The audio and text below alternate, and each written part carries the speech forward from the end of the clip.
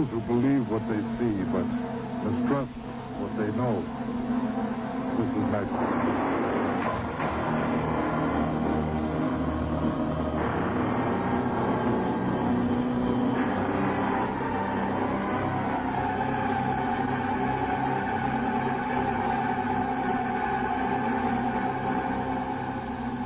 Good evening, dear friend. Frederick Hent, your scout on tonight's backwoods stroll. Righteousness is a pillar of fundamental Christianity. And it was no more so than in the year 1690 in the town of Salem, Massachusetts. Tonight, we team up with a young man whose self-righteousness is questioned by a new friend. A new friend who has a large stake in the young man's views. It's called Young Goodman Brown and was adapted by John Douglas from a story by Nathaniel Hawthorne. So, come for a walk with us, but watch carefully the scenery that you pass.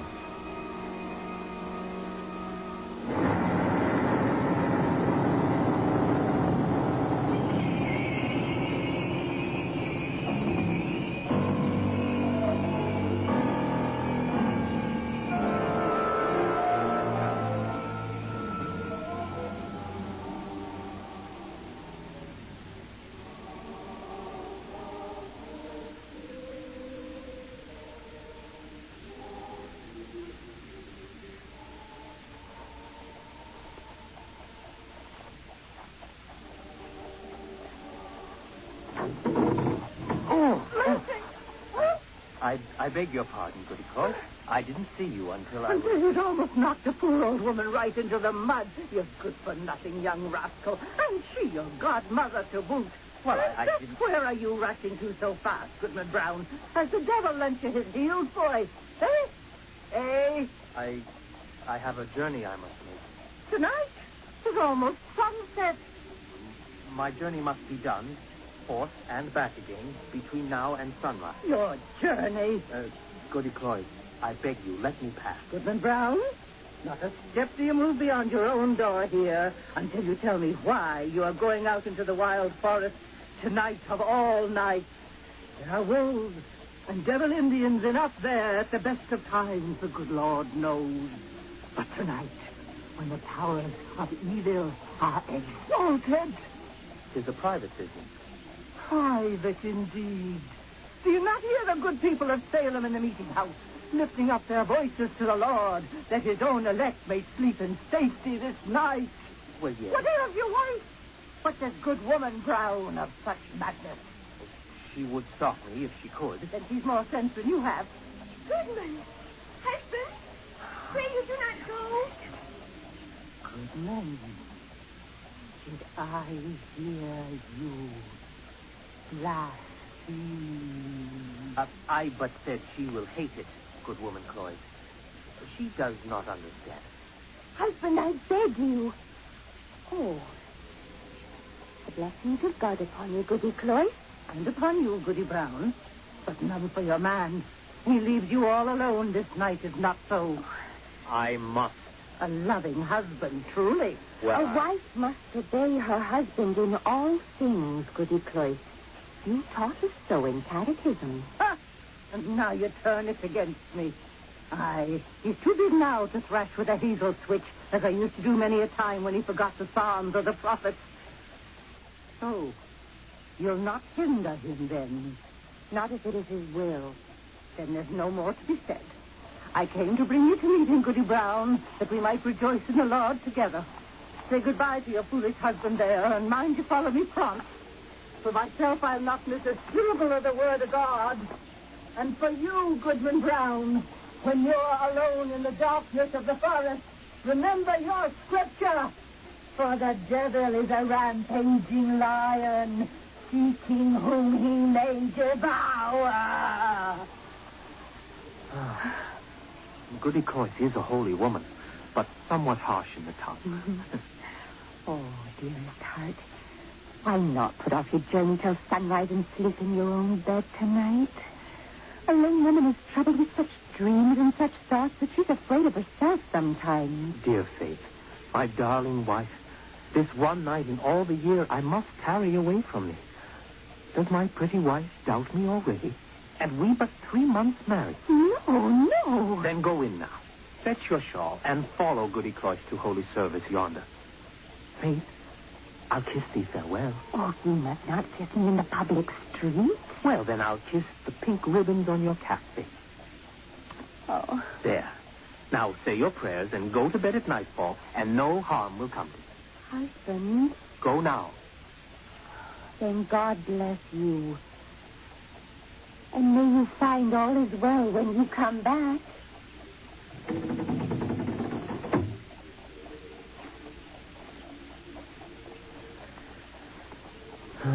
Poor little Faith.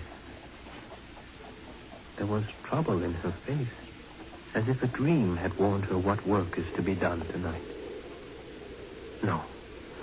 No, it would kill her to think it. She's a blessed angel on earth, and after this night, I'll cling to her skirts and follow her to heaven. After this one night.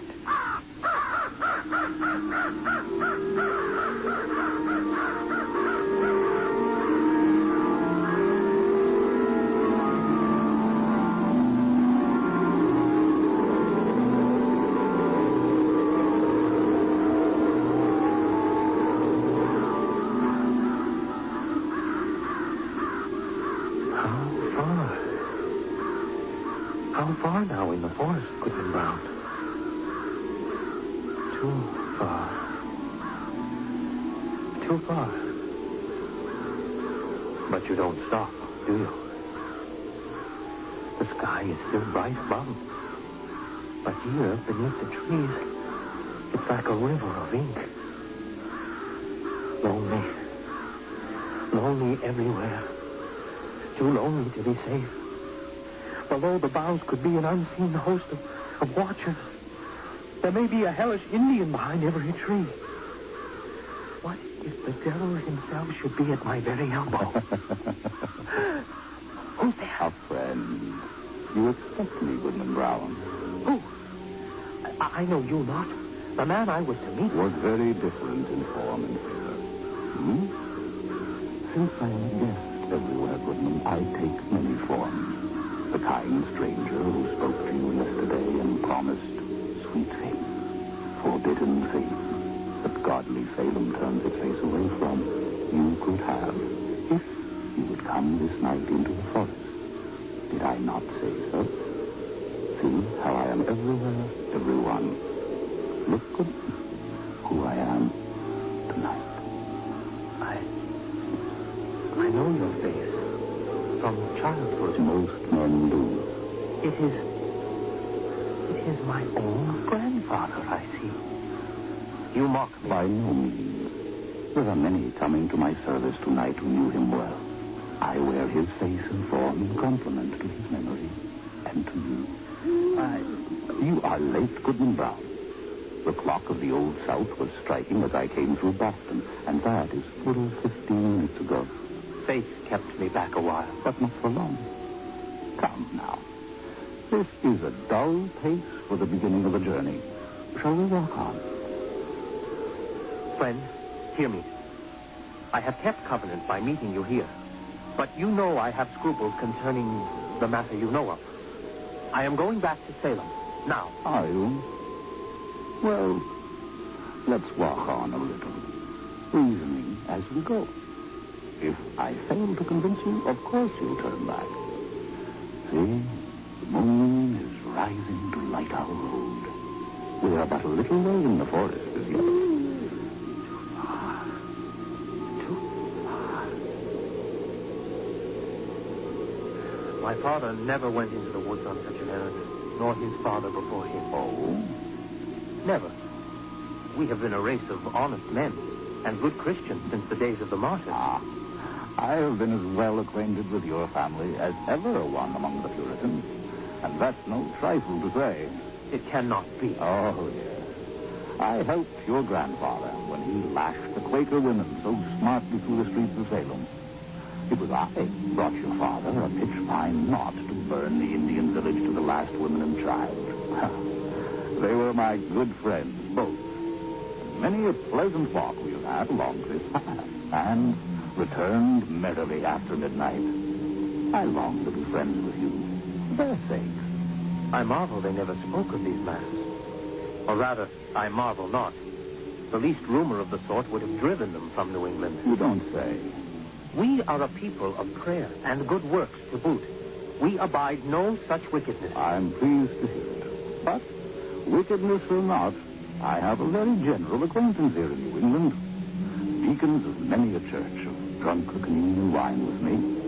The great and general court of Massachusetts votes at my command. Can this be so? The governor and I, but these are state secrets. I have nothing to do with the governor and council. They have their own ways. They're no rule for a simple farmer like me. Oh, you must not underestimate yourself. But if I were to go on with you like this, how should I meet the eyes of that good old man, our minister at Salem Village? His voice would make me tremble, both Sabbath day and lecture. What? Oh, do go on, Goodman Brown. Go on. Only, please don't kill me with laughing. Well, then, to end the matter at once, there is my wife, Faith. It would break her dear heart, and I'd rather break my own. Nay, if that be the case, go your way, Goodman Brown. I would not that Faith should come to any harm. Not for 20 old women. Like, for instance, that one, hobbling on the path ahead of us. What? Who? Wyatt. It's Goody Cloyes. Marvel, truly, that Goody Cloyes should be so far in the wilderness at nightfall. Oh, with your leave, friend, I must take a cut through the woods until we have left this Christian woman behind. Being a stranger to you, she might ask with whom I was consorting and where I was going. Do so. Follow close beside me, behind that screen of trees while I approach her. She'll banish you with scripture. Mark my words. And you will mark hers. Now hide yourself.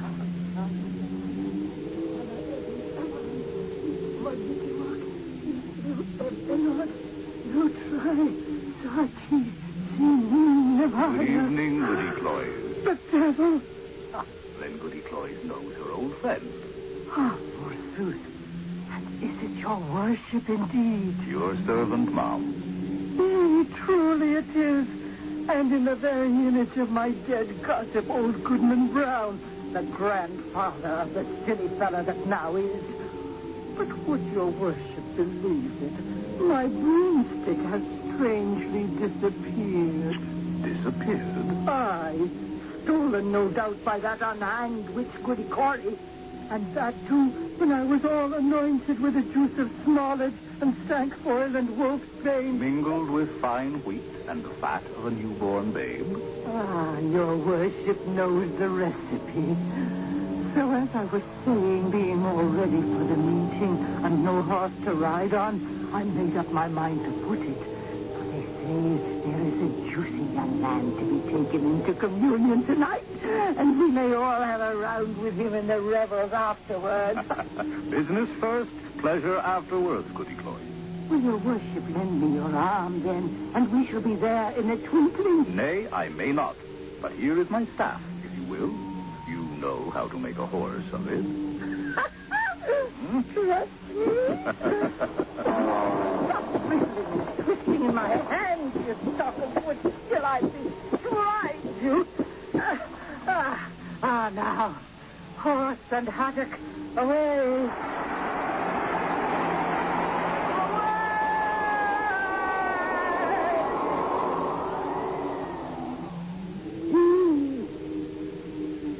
I think you may come out now, Goodman Brown. Oh, why, you look pale. Are you unwell? that old woman taught me my catechism. Just so. But we must follow her quickly ourselves. It will be worth all our troubles. Remember, Goodman Brown, journeys end in lovers' meeting.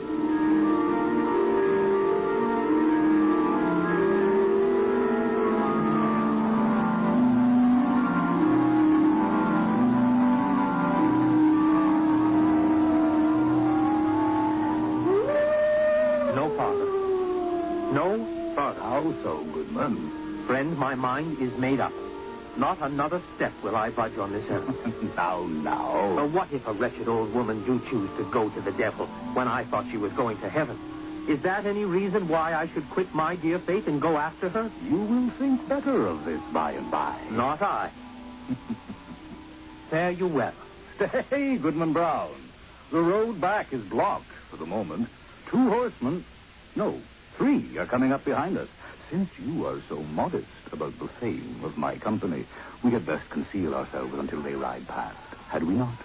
Oh, I, quickly.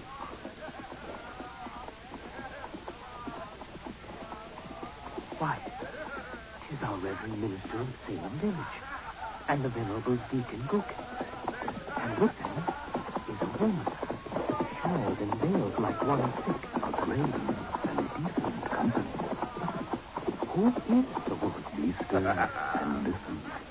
Oh, pull up a moment till I pluck a switch. My horse is lazy and needs a cut or two about the flank.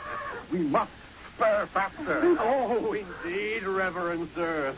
Of the 2, I'd rather miss an ordination dinner than tonight's meeting. They tell me that some of our community will be there from Connecticut and Rhode Island and beyond. And some of the Indian powwows and medicine wizards. Painted savages. I hate 'em. Hot deacons. They are our brothers in the oath. After their fashion, they know almost as much devilry as the best of them. And they have a pretty skill to pull a man's soul out of his tortured body. 'Tis true, 'tis true. Oh, there are goodly young women to be led up to the altar. Companions for our dear sister here. When you're not like that, sweet one, when we all dance together. Oh, she sweats for it. Oh, hear her, she sweats for it. Mighty well, Deacon Buchan. Now, spur up. All 3 or we could be late. Nothing can be done, without me and my holy ox.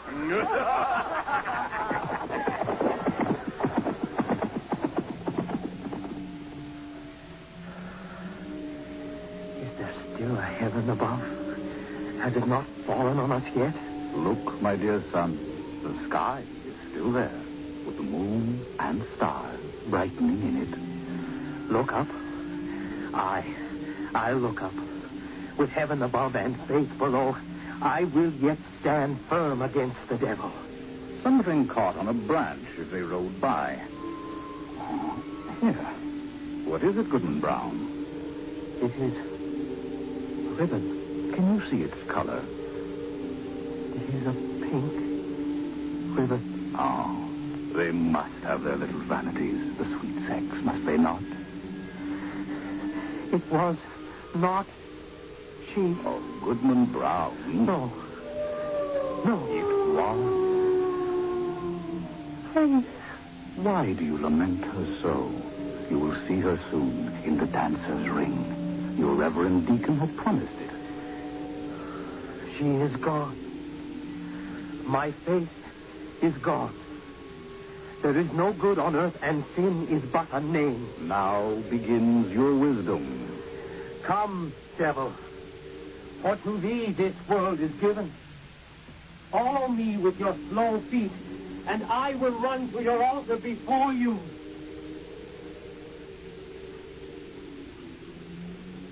Oh, Adam, I tempted you down into the wilderness, but your tears for the lost garden scald me still. Come, meet me where there is no darkness, dear my son. Hurry to meet me in the red clarity of hell.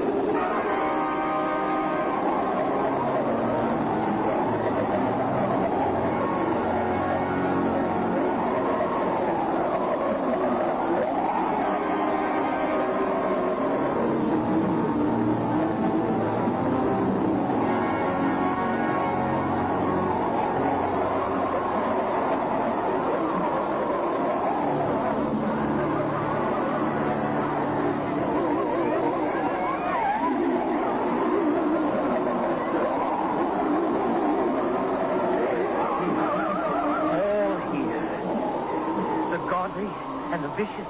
White men in red. Aye, and black men dancing in their chains. Behold the world pay homage to its real master.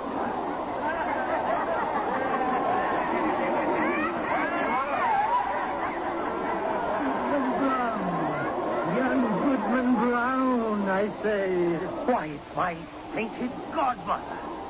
How do you do, Goody Cloyd? Seeing your handsome size, my child. You were always a fool, Goodman Brown. But you had a sweet turn of butler, even when you were a little boy. Here's a stallion will dance to the mare. There, keep your hands to yourself, boss. Where's my wife? She waits with her son. You will lead her to the flaming altar there. 'Tis Martha Carrier will take her to the communion. A rampant hag. She has the devil's promise to be queen of hell. And where is Your master is worshipping behind the altar, conferring with the great ones of New England.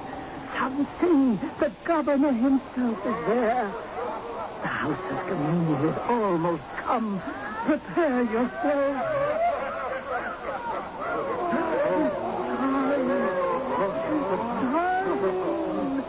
Here come your sponsors, the minister and Deacon Goodman, to lead you to the altar.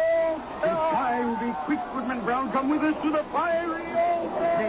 Nay, even now and then, no. Hurry, the master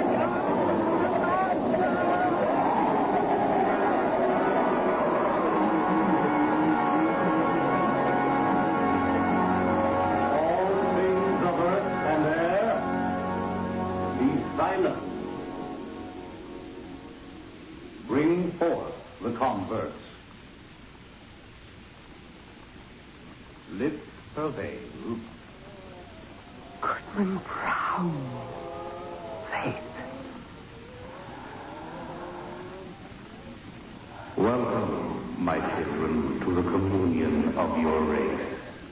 You have found, thus young, your nature and your destiny.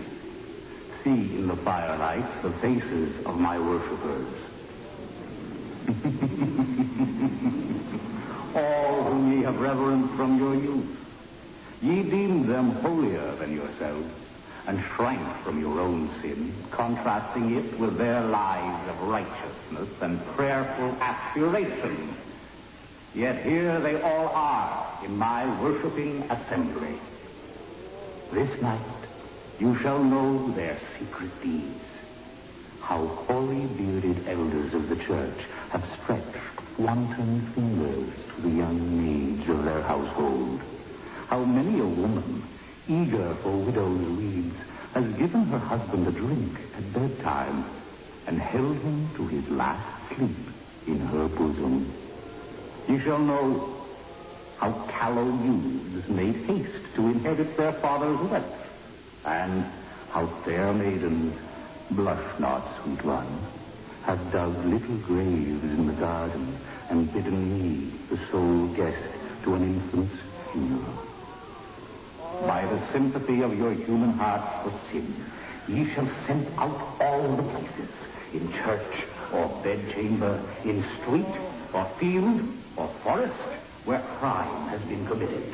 Ye shall exult to behold the whole earth, one stain of guilt, one mighty blood spot. There ye stand, my children, depending on one another's hearts. Ye had hoped that virtue were not all a dream. Now are ye undeceived. Evil is the nature of mankind, and must be your only happiness. Welcome again to the communion of your race.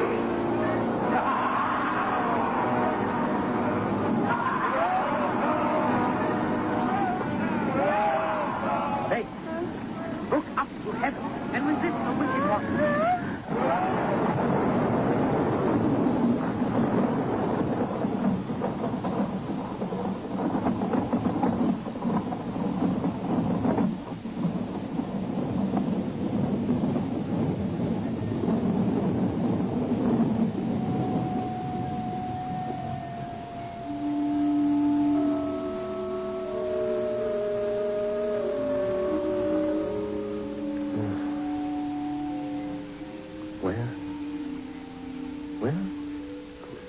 Have they all gone? Faith, where are you? Morning. This rock that was the burning ocean is cool and damp. And these branches that were all on fire are soaked in dew. The sky and the dew are pure as crystal. But I myself am stained forever.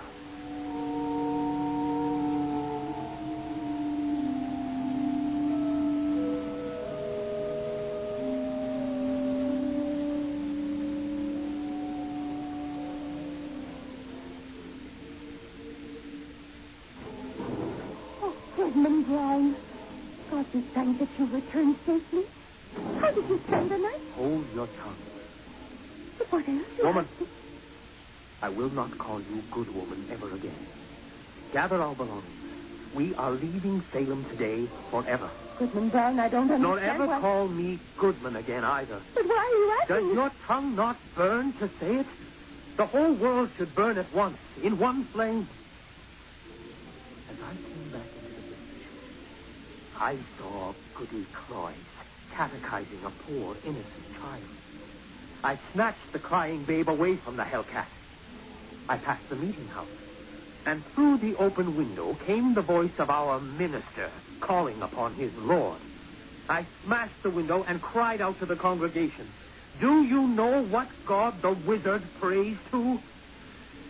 There is no more place for us in Salem.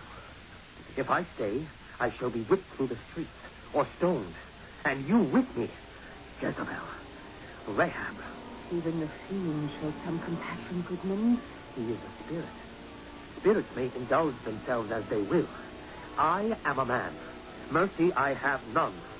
Now gather our belongings and follow me to the wilderness.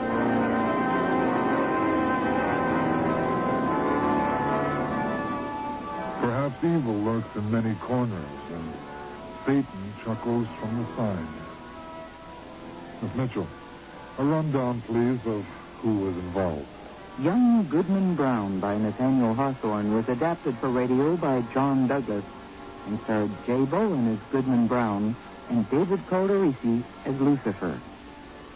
Also heard were Louisa Martin as Faith Brown, Marion Waldman as Goody Cloyce, George Murner as the minister, and Richard Kernick as Deacon Gookins. Technical engineering was by Derek Stubbs and Greg Fleet, with special assistance from John Jessup. Sound effects by Jerry Fielding, with special assistance from Bill Robinson. Production assistant, Nancy McElveen. Young Goodman Brown was produced and directed in Toronto by William Lane. Executive producer for the series, Don Kowalczak. And now, your host. Thank you. Now, don't be afraid to drop in next week when we examine the economics of corpse buying in the last century in T.E. Solo's But Oh, What Happened to Hutchings. Until then, I'm Frederick Hent for Nightfall.